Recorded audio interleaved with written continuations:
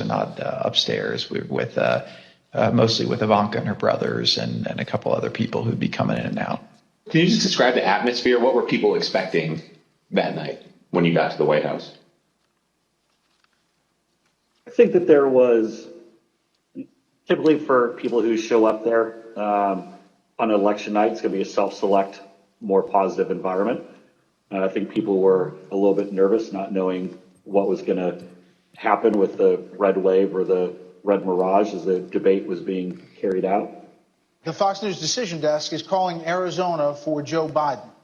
That is a big get for the Biden campaign. Arizona's called. Do you remember that? I do. What do you remember happening where you were when Arizona was called? There was surprise at the call. Who was surprised? Most everyone in the room. Were you being one of them? Yes. Did that shift the atmosphere or the attitude in the White House? Completely. How so? Can you describe that? Because Fox News was the first one to go out and say that. So was it anger kind of directed towards Fox News for making a call more so than like disappointment that maybe the campaign lost Arizona? All the above. So both anger and disappointment. Both disappointed with Fox and concerned that maybe our data or our numbers weren't accurate. Were you in the White House residence during the sort of past midnight into the early morning hours of November 4th? Yes, oh sure. It went over beyond midnight, yes. Do you remember Rudy Giuliani being at the White House on election night and into the early hours the next morning? I do. What do you remember about when he came? He was I had heard that he was upstairs, in that aforementioned reception area, and he was looking to talk to the president, and it was suggested instead that he come talk to several of us down off the map room. You said that you had heard that Mr. Giuliani wanted to talk to the president, and then he was directed your way. Did you end up talking to Mr. Giuliani when he was directed your way? I did. What was that conversation? A lot of conversations were directed my way. A few of us, myself, Jason Miller, Justin Clark, and Mark Meadows, gathered in a room off the map room to listen to whatever Rudy presumably wanted to say to the president. Was there anyone in that conversation who, in your observation, had too much to drink? Like Mayor Giuliani. Tell me more about that. What was your observation about his potential intoxication during that discussion about what the president should say when he's addressed the nation on election night? And the mayor was definitely intoxicated, but I do not know his level of intoxication when he spoke with the president, for example. Were you part of any discussions with the people I mentioned, Mr. Stepien, Mr. Meadows, or anyone else, about whether the president should make any sort of speech on election night? I spoke to the president. They may have been present, but President spoke to the president several times that night. There were suggestions by, I believe it was Mayor Giuliani, to go and declare victory and say that we'd won it outright. It was far too early to be making any calls like that. Ballots were still being counted. Ballots were still going to be counted for days. And it was far too early to be making any proclamation like that. I remember saying that, to the best of my memory, I was saying that we should not go and declare victory until we had a better sense of the numbers. Okay. Can you be more specific about that conversation, in particular what Mayor Giuliani said your response and then anybody else in the room's response? I think effectively Mayor Giuliani was saying, we want it. They're stealing it from us. Where'd all the votes come from? We need to go say that we won.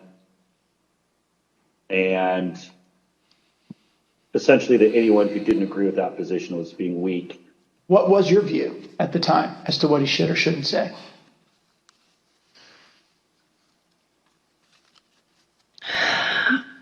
I don't know that I had a firm view as to what he should say in that circumstance. The results were still being counted. It was becoming clear that the race would not be called on election night. My belief, my recommendation was to say that votes were still being counted. It's too early to tell, too early to call the race, but we proud of the race we ran, and we think we're in good position, and we'll have more to say about this the next day or the next day whenever we had something to say. And did anybody who was a part of that conversation disagree with your message? Yes. Who was that? The president disagreed with that. I don't recall the particular words. He thought I was wrong. He told me so, and that they were gonna go he was gonna go in a different direction. This is a fraud on the American public. This is an embarrassment to our country. We were getting ready to win this election. Frankly, we did win this election. We did win this election.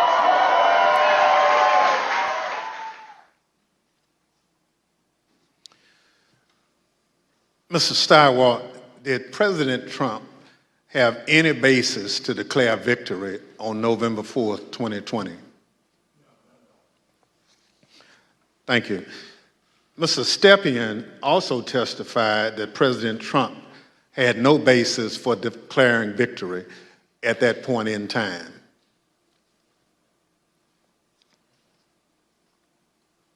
My belief, my recommendation was to say that votes were still being counted.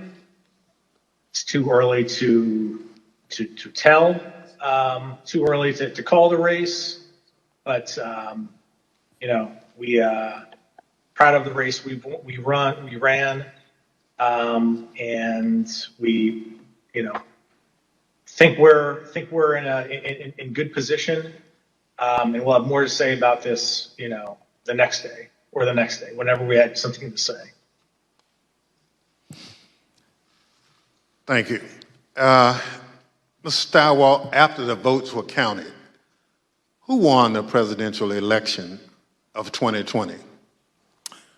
Joseph Robinette Biden Jr. of the great state of Delaware. Thank you. That's the bottom line. We've had an election. Mr. Trump lost, but he refused to accept the results of the democratic process. Pursuant to Section 5C8 of House Resolution 503, I now recognize the gentlewoman from California, Ms. Lofgren, for questions. Well, thank you, Mr. Chairman. Mr. Stirewalt, I'd like you to explain a term that was thrown around a lot during the election, and that's the so-called red mirage. What does that mean? So, in the 40 or 50 years, let's say, that Americans have increasingly chosen to vote by mail or early or absentee, Democrats prefer that method of voting more than Republicans do. So basically, in every election, Republicans win Election Day and Democrats win the early vote. And then you wait and start counting, and it depends on which ones you count first, but usually it's Election Day votes that get counted first. And you see the Republicans shoot ahead, and then the process of bailing and binding and unbinding all those mail-in votes. In some states like Pennsylvania refuse to count the votes first, so you have to wait for all of that to come in. So in every election, and certainly a national election, you expect to see the Republican with a lead, but it's not really a lead. when you put together a jigsaw puzzle, it doesn't matter which piece you put in first. It ends up with the same image. So for us, who cares? But that's because no candidate had ever tried to avail themselves of this quirk in the election counting system. We had gone to pains, and I'm proud of the pains we went to make sure that we were informing viewers that this was going to happen, because the Trump campaign and the president had made it clear that they were going to try to exploit this anomaly. And we knew it was going to be bigger because the percentage of early votes was higher, right? We went from about 45% of the votes being early and absentee to, because of the pandemic, that increased by about 50%. So we knew it would be longer, we knew it would be more. So we wanted to keep telling viewers, hey, look, the number that you see here is sort of irrelevant because it's only a small percentage of these votes. So this red mirage, that's really what you expected to happen on election night. Happens every time. Thank you, Mr. Stirewalt. Now, I'd like to play a clip of Attorney General Bill Barr, who also explains what was expected to happen on election night. Right out of the box on election night, the president claimed that there was major fraud underway. I mean, this happened, as far as I could tell, before there was actually any potential of looking at evidence. And it seemed to be based on the dynamic that at the end of the evening, a lot of Democratic votes came in, which changed the vote counts in certain states. And that seemed to be the basis for this broad claim that there was major fraud. And I didn't think much of that because people had been talking for weeks, and everyone understood for weeks that that was going to be what happened on election night. Mr. Stepien obviously could not be with us today, and it's proper for him to be with his wife as they welcome their child. But he also had discussions with the president about the red mirage, that is, that it would be a long night and that early votes would favor him, but that lots more votes would be counted over the course of the night and the days after. So let's play clip 1 from our interview with Mr. Stepien. I recounted back to that conversation with him, in which I said, just like I said in 2016 was going to be a long night. I told him in 2020 that it was going to be a process again, as the early returns are going to be positive, and we're going to be watching the returns of ballots as they rolled in thereafter. So is it fair to say you're trying to present what you thought would be a realistic picture of what might happen over the course of that night, being election night? That night and the days that followed. Yeah, I always told the president the truth, and I think he expected that from me, and I told him it was going to be a process. It was going to be, we're going to have to wait and see how this turned out. So I just like I did in 2016, I did the same thing in 2020.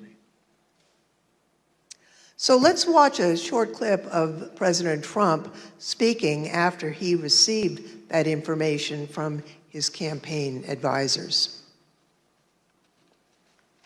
We want all voting to stop. We don't want them to find any ballots at 4 o'clock in the morning and add them to the list.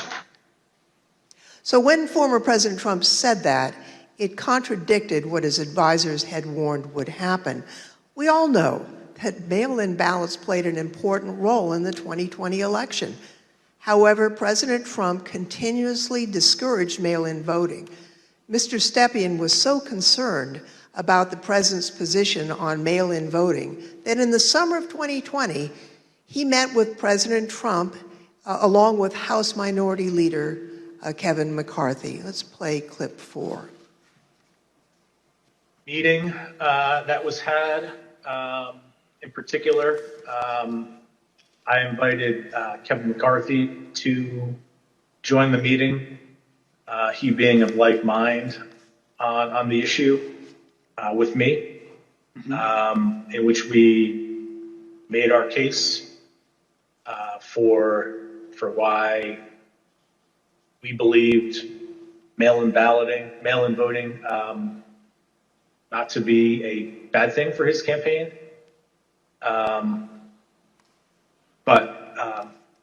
The president's mind was made up, and you understand,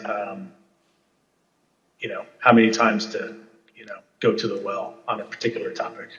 Yeah, I understand. Tell me a little bit more about the argument that you and Mr. McCarthy made to the president in that meeting as to why it wasn't a bad thing that mail-in voting was available. Largely two pillars to that argument, both of which I've previously mentioned. One, leaving a good deal to chance, pushing or urging your voters to vote only on election day leaves a lot to chance. That's A. And B, also previously mentioned, the fact that the Trump campaign, Republican National Committee, the Republican Party had an advantage of grassroots workers and volunteers on the ground that would allow, an advantage to enhance return rates of ballots that were mailed. Those were the two pillars of the argument. I see. And what, if anything, do you recall Representative McCarthy saying during that meeting? We were echoing the same argument. I mean, his words echoed mine, and vice versa on those two topics. Mr. Stirewalt, you were at the decision desk at Fox News on election night, and you called Arizona early for President Biden, which was controversial. How did you make that call, and where did you think the race stood in the early hours of the next day? Well, it was really controversial to our competitors who we beat so badly by making the correct call first. Our decision desk was the best in the business, and I was very proud to be a part of it. Because we had partnered with the Associated Press and the National Opinion Research Center at the University of Chicago, thanks to my colleague and friend Arnon Mishkin, had built a wonderful device for forecasting the outcomes of elections. So we had a different set of data than our competitors did. We had more research, and we had a better system, and we had a great team. So what you're waiting to see is, do the actual votes match up with the expectations in the poll? The real votes are testing the quality of your poll in targeted precincts and in targeted places. And let me tell you, our poll in Arizona was beautiful, and it was doing just what we wanted it to do, and it was cooking up just right. And at some point, and I forget exactly who, but at some point it became clear that Arizona was getting ready to make a call. So we, my boss, Bill Salmon, said we're not making any call until everybody says yes, because that was always our policy, unanimity. And you have to understand, in this room, you have, the best. People from academia, Democrats, Republicans, a broad cross-section of people who had worked together for a decade, who are really serious about this stuff. So we knew it would be a consequential call because it was one of 5 states that really mattered, right? Wisconsin, Michigan, Pennsylvania, Georgia, Arizona were the ones that we were watching. We knew it would be significant to call any one of those 5, but we already knew Trump's chances were very small and getting smaller based on what we had seen. So we were able to make the call early. We were able to beat the competition. We looked around the room, everybody says yay, and on we go. And by the time we found out how much everybody was freaking out and losing their minds over this call, we were already trying to call the next state. We had already moved on. We were to Georgia, we were to North Carolina, we were looking at these other states. So we thought we were pleased, but not surprised. I see. After the election, as of November 7th, in your judgment, what were the chances of President Trump winning the election? After that point? Yes. None.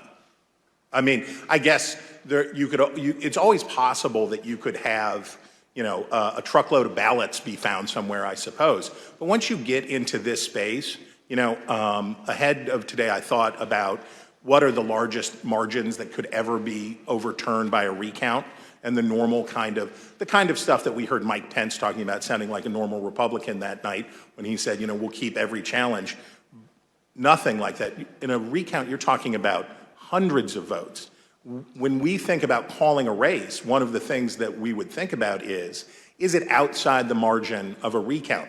And when we think about that margin, we think about, in modern history, you're talking about 1,000 votes, 1,500 votes at the way, way outside. Normally, you're talking about hundreds of votes, maybe 300 votes that are going to change. So the idea that through any normal process in any of these states, remember, he had to do it thrice, right? He needed 3 of these states to change.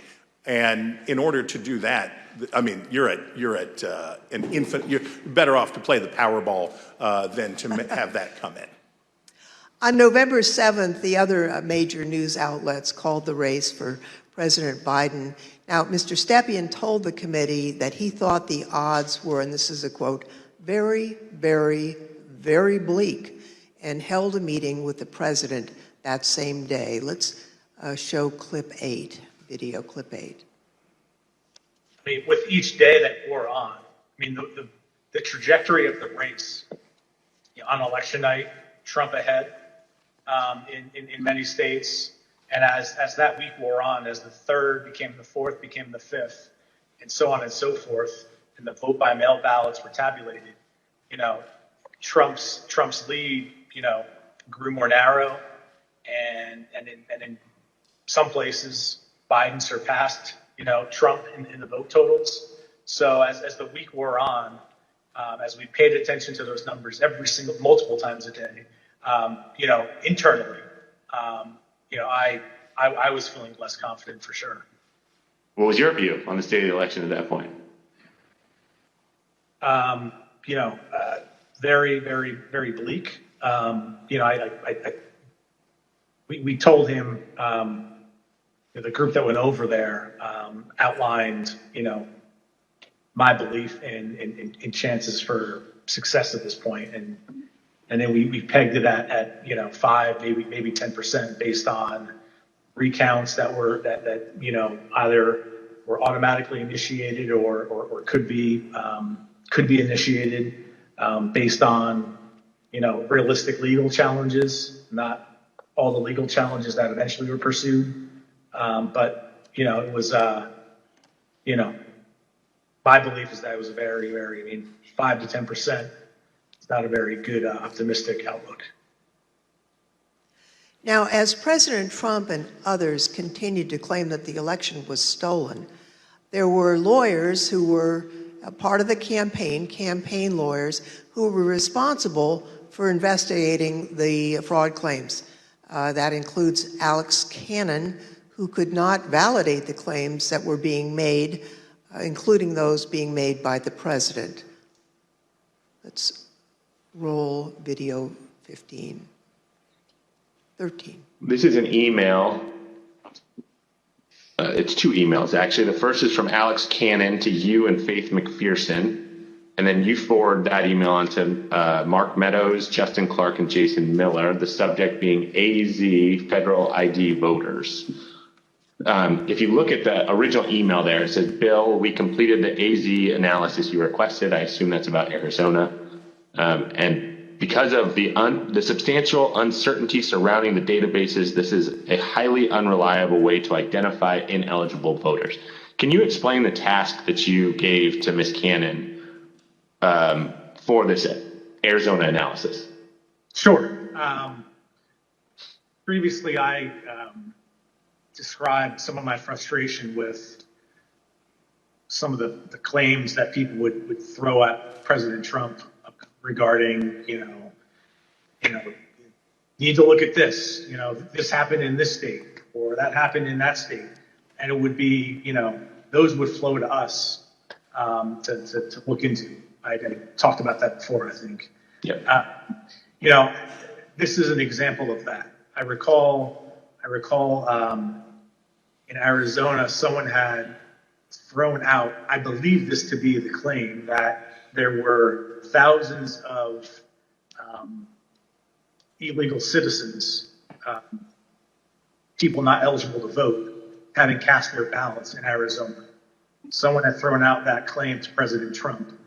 And with, the margins being as close as they were, as I previously described, that could potentially matter. So this wild claim is thrown out, which, on its face didn't seem, realistic or possible to me. I asked Alex to look at the claim, and I haven't read this full email, but I recall the response to that. The reality of that was not illegal citizens voting in the election. I think it was like overseas voters voting in the election. So obviously, people who were eligible to vote. When these findings were passed up the chain to President Trump, he became frustrated and he replaced the campaign's legal team. Let's play clip 14. I think the president, it was during the second week where things like you displayed were occurring, where he was, growing increasingly unhappy with, his team, me less so because I was less involved at this point, but still me, growing increasingly unhappy with Justin Clark. And that kind of, paved the way for, Justin to be moved out and Mayor Giuliani to be moved in as the person in charge of, the legal side of the campaign and for all intents and purposes, the campaign at that point.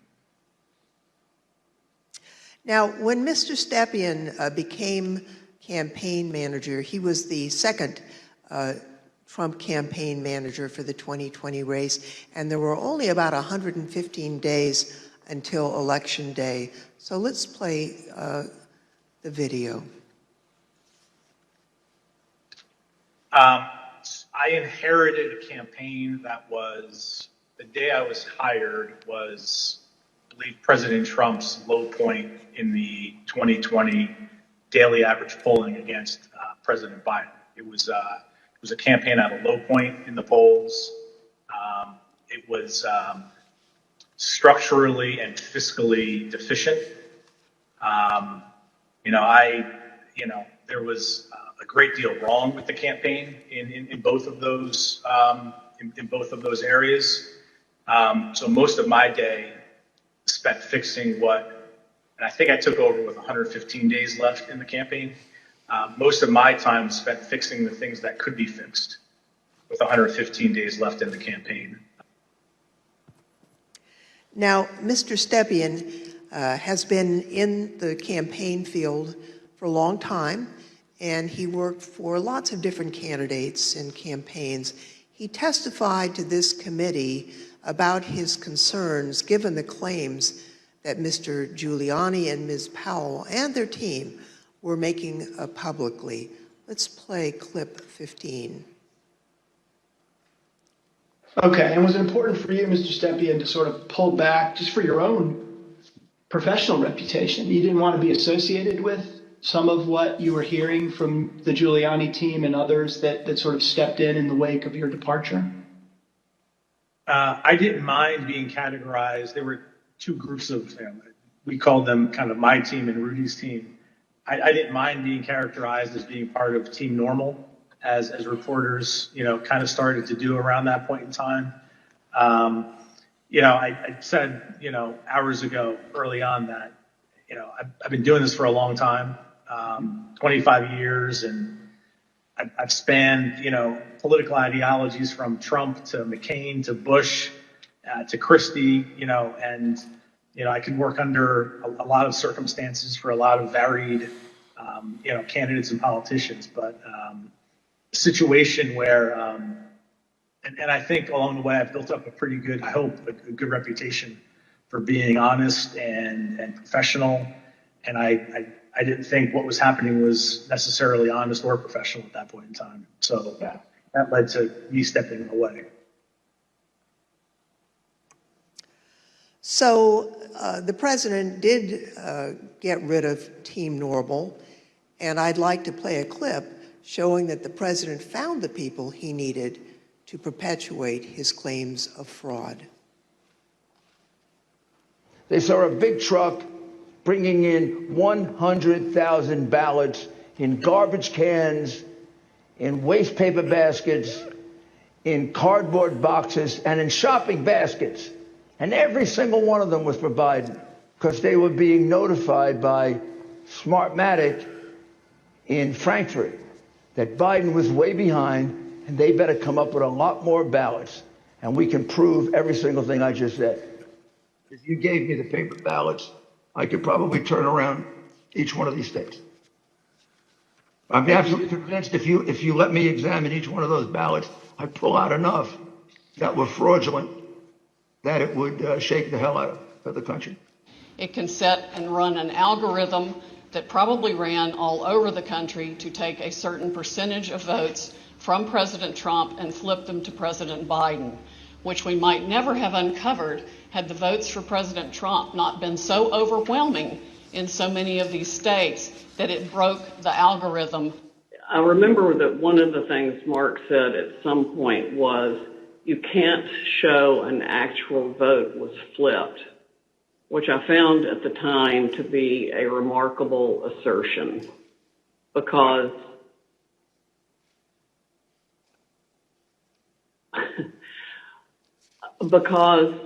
you don't have to have the gun to see the body lying on the floor bleeding out with 5 bullet holes in it was killed by a gun. What they were proposing, I thought was nuts. And then the theory was also completely nuts, right? I mean, it was a combination of Italians, Germans. I mean, different things have been floating around as to who was involved. I remember Hugo Chavez, and a Venezuelan. She has an affidavit from somebody who says they wrote a software in, and something with the Philippines, and just all over the radar. Did you ever share, Mr. Kushner, your view of Mr. Giuliani? Did you ever share your perspective about him with the president? I guess,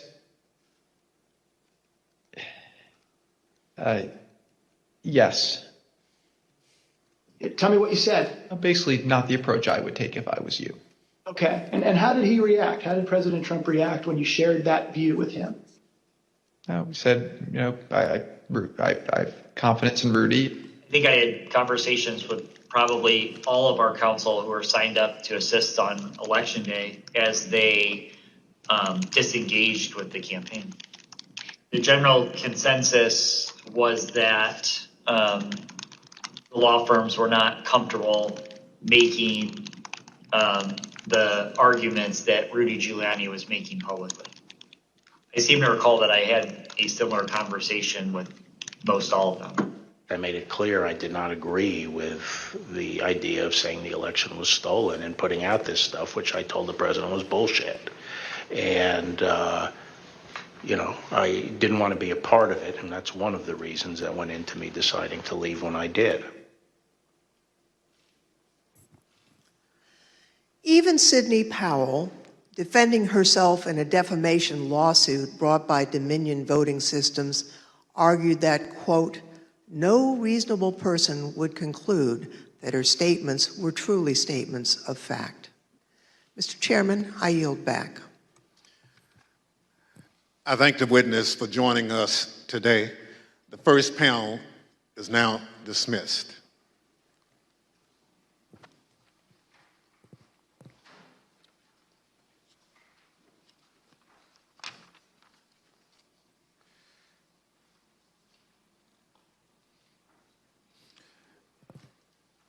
Without objection, the chair recognizes the gentlewoman from California, Ms. Lofgren. Thank you, Mr. Chairman. Last week, we presented the testimony of former Attorney General Bill Barr, who testified before this committee. Today, we present additional evidence, including his testimony that former President Trump started making claims of election fraud immediately after the election, and that Barr concluded the claims were untrue. Now, due to the length of Attorney General Barr's testimony, we're only going to include relevant portions at the hearing today. So let's play the video. The department, in fact, when we received specific and credible allegations of fraud, made an effort to look into these to satisfy ourselves that they were without merit. And I was in the posture of trying to figure out there was an avalanche of all these allegations of fraud that built up over a number of days, and it was like playing whack-a-mole because something would come out one day and then the next day it would be another issue. Also, I was influenced by the fact that all the early claims that I understood were completely bogus and silly and usually based on complete misinformation. And so I didn't consider the quality of claims right out of the box to give me any feeling that there was really substance here. For the first time since the election, the Attorney General spoke personally with the President on November 23rd, and this was at the White House. Let's play the video, please. So on November 23rd, I hadn't spoken to the President since the election, and in fact, as I said, since the middle of October, roughly. And it was a little getting awkward because obviously he had lost the election and I hadn't said anything to him. And so Cipollone said, I think it's time you come over here. And so I came over to meet with the President in the Oval Office, and Meadows and Cipollone were there. And the President, and this is leading up to this conversation with Kushner, the President said there had been major fraud and that as soon as the facts were out, the results of the election would be reversed. And he went on this for quite a while, as he's prone to do. And then he got to something that I was expecting, which is to say that apparently the Department of Justice doesn't think that it has a role of looking into these fraud claims. And I said, that has to be the campaign that raises that with the state. The department doesn't take sides in elections, and the department is not an extension of your legal team. And our role is to investigate fraud, and we'll look at something if it's specific, credible, and could have affected the outcome of the election. And we're doing that, and it's just not. They're just not meritorious. They're not panning out.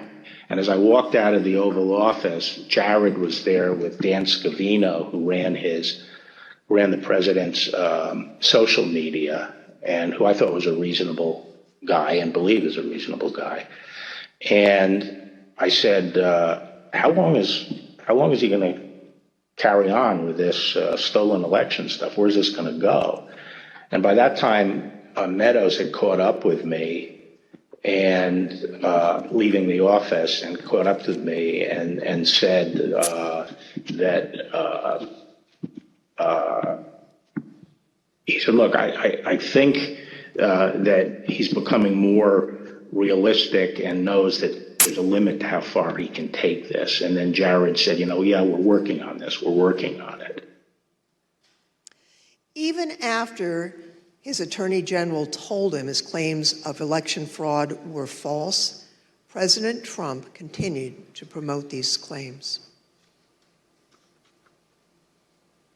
I felt that things continued to deteriorate between the 23rd and the weekend of the 29th. And then on November 29th, he appeared on Maria Bartiromo's show, Sunday Futures, I believe it was. And he said that the department was missing in action. Well, no, we had glitches where they moved thousands of votes from my account to Biden's account. And these are glitches. So they're not glitches, they're theft, they're fraud, absolute fraud. This election was over, and then they did dumps. They call them dumps, big, massive dumps in Michigan and Pennsylvania and all over. How the FBI and Department of Justice, I don't know, maybe they're involved, but how people are allowed to get away from this stuff with this stuff is unbelievable. Now, spurred by what he saw, Barr told the Associated Press on December 1st that there was no evidence of election fraud. And immediately after Attorney General Barr's statement went public, Mr. Trump berated and he nearly fired Barr. But Barr persisted in telling the president that there was no evidence to support the fraud claims.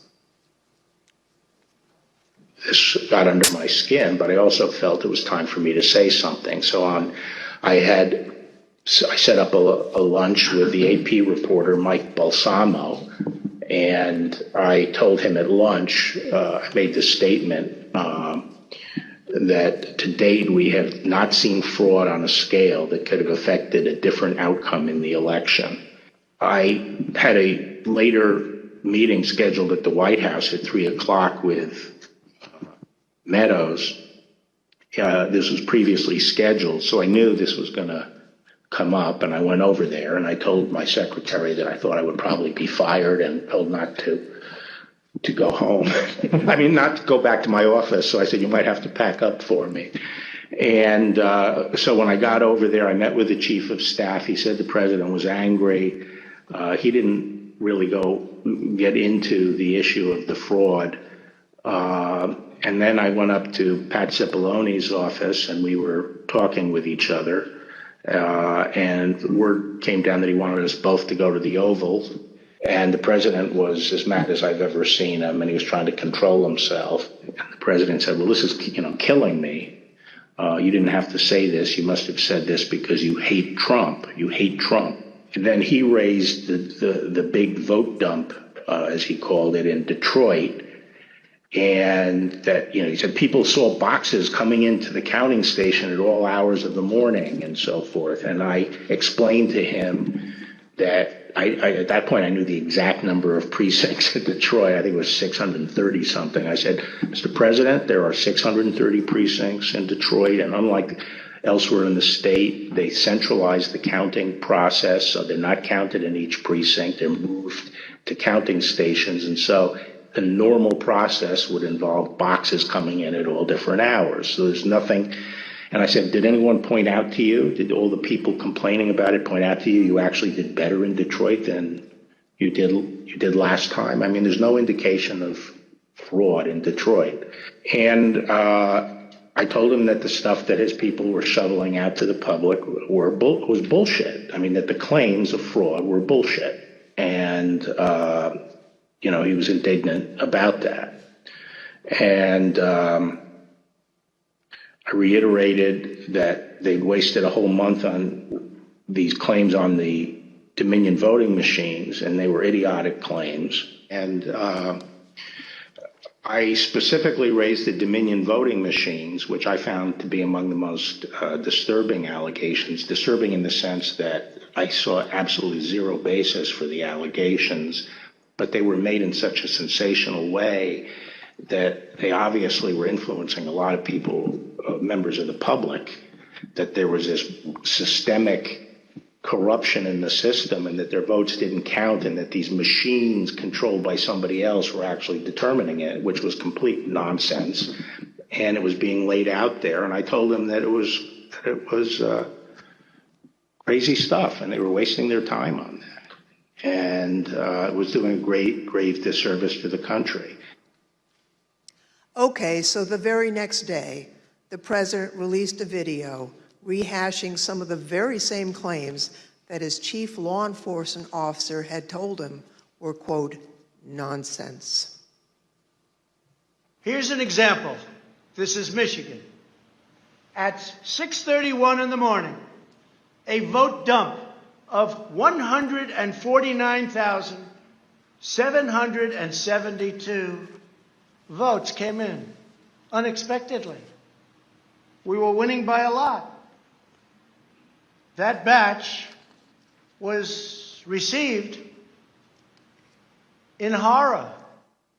We have a company that's very suspect. Its name is Dominion. With the turn of a dial or the change of a chip, you can press a button for Trump and the vote goes to Biden. What kind of a system is this?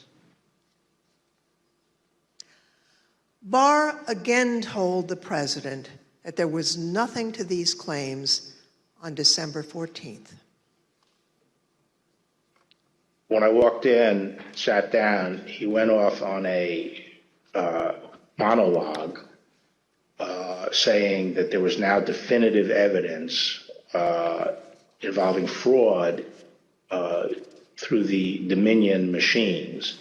And a report had been prepared by a very reputable cybersecurity firm, which he identified as Allied Security Operations Group. And he held up the report, and then he asked that a copy of it be made for me.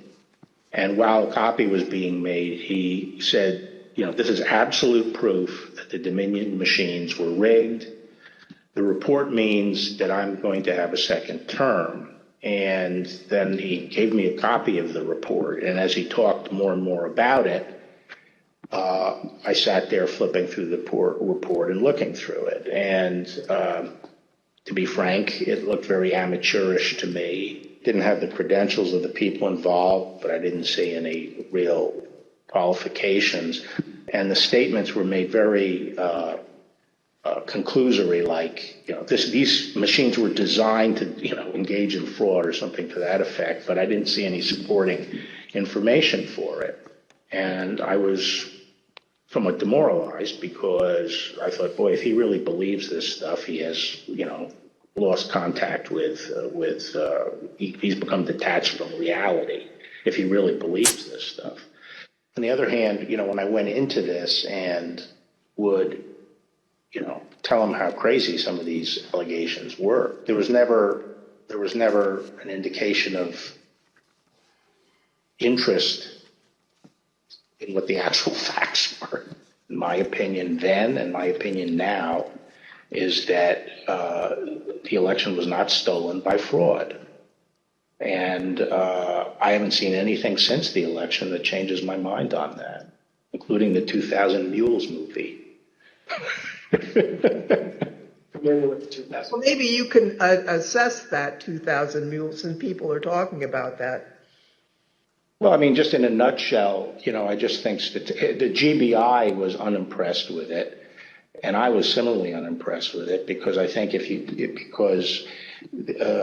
I was holding my fire on that to see what the photographic evidence was, because I thought, well, hell, if they have a lot of photographs of the same person dumping a lot of ballots in different boxes, that's hard to explain. So I wanted to see what the photographic evidence was. But the cell phone data is singularly unimpressive. I mean, it basically, if you take 2 million cell phones and figure out where they are physically in a big city like Atlanta or wherever, just by definition, you're going to find many hundreds of them have passed by and spent time in the vicinity of these boxes. And the premise that, if you go by a box, 5 boxes or whatever it was, that's a mule is just indefensible. It by definition, you're going to have hundreds of this. I mean, I saw one contractor said, we figured out that our truck alone would account for 6 cell phone signals. This was some kind of contractor, and our route would take us by these things on a regular basis. So but then when the movie came out, I think the photographic evidence in it was completely I mean, there was a little bit of it, but it was lacking. It didn't establish widespread illegal harvesting. The other thing is people don't understand is that it's not clear that even if you can show harvesting, that changes the results of the election. The courts are not going to throw out votes and then figure out what votes were harvested and throw them out. It's still the burden on the challenging party to show that illegal votes were cast. Votes were the result of undue influence or bribes, or there was really, the person was non-compos mentis. But absent that evidence, I just didn't see courts throwing out votes anyway. I felt that before the election, it was possible to talk sense to the president. And while you sometimes had to engage in, a big wrestling match with him, that it was possible to keep things on track, but I felt that after the election he didn't seem to be listening, and I didn't think it was that I was inclined not to stay around if he wasn't listening to advice from me or his other cabinet secretaries. So on December 14th, Barr quit. Now, the Attorney General wasn't the only person who told the president that his claims were false. Other officials and close advisors told him the same thing. Rather than try to address a counterfactual or a hypothetical. Let me just say, there were instances where the president would say, people are telling me this, or I've heard this, or I saw on television, you know, this impropriety in Atlanta or Pennsylvania or something. And we were in a position to say, our people have already looked at that, and we know that you're getting bad information, that's not correct. It's been demonstrated to be incorrect from our point of view, and been debunked.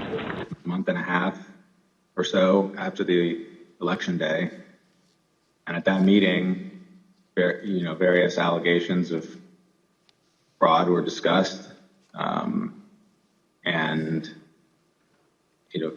Eric and Pat didn't, told the group, the president included, that none of those allegations had been substantiated to the point where they could be the basis for any litigation challenge to the election. President Trump's own vice president and his top advisors also knew that there wasn't evidence to support the claims that the president was making. Anyone else other than Mr. Meadows who asked you about the status outside of your legal group, Mr. Morgan and the others you mentioned, anyone else who asked you the status of what you were finding in your assessment of it? Yes, sir. Who's that? Peter Navarro. When did you talk to Mr. Navarro? Mid-November. Around the same time as Mr. Meadows? Yes, sir. And tell me about that conversation.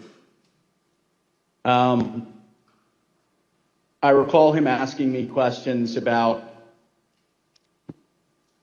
Dominion and maybe some other categories of allegations of voter fraud. And I remember telling him that I didn't believe the Dominion allegations because I thought the hand recount in Georgia would resolve any issues with the technology problem and with Dominion or Dominion flipping votes.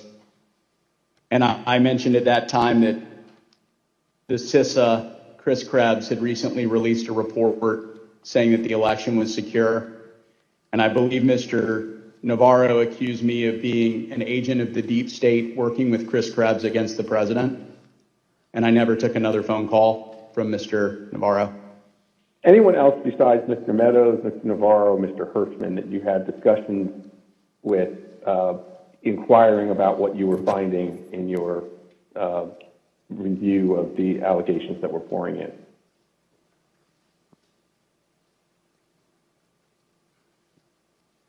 I believe I had about a 15-second conversation with the vice president about it as well. When was that? During one of the visits to the White House. I don't know which one. I think it was the first one in November. I had met him briefly at the campaign, and he remembered me and saw me. And he asked what I was doing on the campaign, and I told him that, we were looking into some of the issues related to voter fraud. And he asked me, I don't remember his exact words, but he asked me if we were finding anything. And I said that I didn't believe we were finding it, or I was not personally finding anything sufficient to alter the results of the election. And he thanked me. That was our interaction. At a later hearing, you'll hear live testimony from the former acting Deputy Attorney General of the Department of Justice, Rich Donoghue. But now I'd like to play a portion of his testimony. I tried to, again, put this in perspective and to try to put it in very clear terms to the president. And I said something to the effect of, sir, we've done dozens of investigations, hundreds of interviews. The major allegations are not supported by the evidence developed. We've looked in Georgia, Pennsylvania, Michigan, Nevada. We're doing our job. Much of the info you're getting is false. And then I went into, for instance, this thing from Michigan, this report about 68% error rate. Reality is it was only 0.0063% error rate, less than 1 in 15,000. So the president accepted that. He said, okay, fine, but what about the others? And again, this gets back to the point that there were so many of these allegations that when you gave him a very direct answer on one of them, he wouldn't fight us on it, but he would move to another allegation. So then I talked about a little bit about the Pennsylvania truck driver. This is another allegation that had come up. And this claim was by a truck driver who believed, perhaps honestly, that he had transported an entire tractor-trailer truck full of ballots from New York to Pennsylvania. And this was, again, out there in the public and discussed. And I essentially said, look, we looked at that allegation. We looked at both ends, both the people who load the truck and the people who unload the truck. And that allegation was not supported by the evidence. Again, he said, okay. And then he said, no, I didn't mention that one. What about the others? And I said, okay, well, with regard to Georgia, we looked at the tape, we interviewed the witnesses. There is no suitcase. The president kept fixating on this suitcase that supposedly had fraudulent ballots and that the suitcase was rolled out from under the table. And I said, no, sir, there is no suitcase. You can watch that video over and over. There is no suitcase. There is a wheeled bin where they carry the ballots, and that's just how they move ballots around that facility. There's nothing suspicious about that at all. I told them that there was no multiple scanning of the ballots. One part of that allegation was that they were taking one ballot and scanning it through 3 or 4 or 5 times to rack up votes, presumably for Vice President Biden. I told them that the video did not support that. Then he went off on double voting. At the top of the next page, he said, dead people are voting.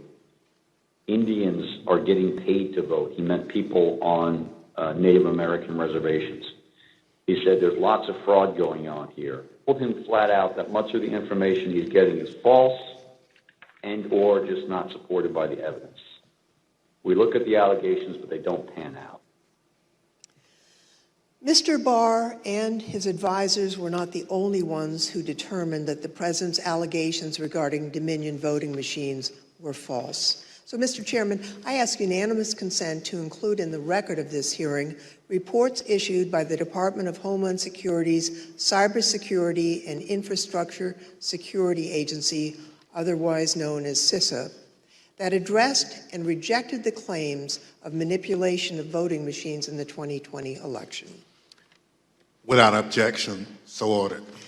Thank you, Mr. Chairman. I also ask unanimous consent to include in the record a report prepared by the Michigan Senate Oversight Committee that disproved claims of election fraud in Michigan, as well as a statement by 59 of the country's leading election security scientists, noting the absence of any credible evidence that the 2020 election had been altered through technical compromise, and 5 other reports from organizations and individuals confirming there was no widespread fraud in the 2020 election or describing the spread of the former president's lies. Without objection, so ordered. Thank you, Mr. Chairman, and I yield back. Pursuant to the order of the committee for today, the chair declares the committee in recess for a period of approximately 10 minutes.